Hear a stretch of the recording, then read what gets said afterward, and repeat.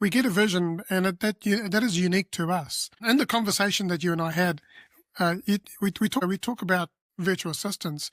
You had mentioned to me that you'd worked on Siri. Before Siri, so there's a whole lineup of how we get to where we are in AI assistants today. The grandfather of the AI assistant, real AI assistant that was used by millions of people that had real human-like interaction, et cetera, is something called Portico out of a company called General Magic. We had about 3 or 4 million people on the platform, and it was also named MyTalk and Mary and the Quest virtual assistant, the Excite virtual assistant, all these things. But she was someone you could have virtually intelligent conversation with. You could say, get my email, read me my email. She'd answer your phone. She'd book people on your calendar for you. She'd read you your stock quotes, etc. That was in the late 1990s, so almost 30 years ago. And there were a dozen patents that came out of that work that all eventually got licensed by Apple, Amazon, Google, and others. So that was the foundational work that said, this is how you build a human assistant that you talk to.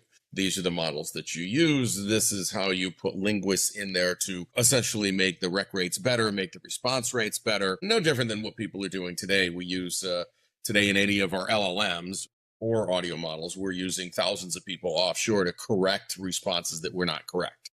And that's how a lot of these get corrected, is kind of with a post-supervision process. And that's what we use, the post-supervision. In fact, we invented that post-supervision process and patented it, along with a number of other things. So a lot of the teams that you saw go off to work for Google or Amazon, or it was Siri, the company that got sold to Apple, actually sprung out of that work, either with partners that we had, people at Netscape, like that Netscape team all went off to end up with these different companies doing voice user interface work based on our exact patents. And that's Silicon Valley. You do base it on other people's patents. And then if you get big enough, someone's going to show up and ask you for money. And eventually that happened, right? So we knew all the people that worked on all these things because they all kind of sprung out of this core work that we did in the late 90s. So that is the invention of the AI assistant. The only reason we invented it is in 1995, Motorola flip phone was out and a handful of Nokia phones, these sorts of things, Ericsson phones were out, and we all started to use phones, cellular phones. They weren't smartphones yet. We're ways away from that. And we all started to use the internet because all of that around 1995 started to hit.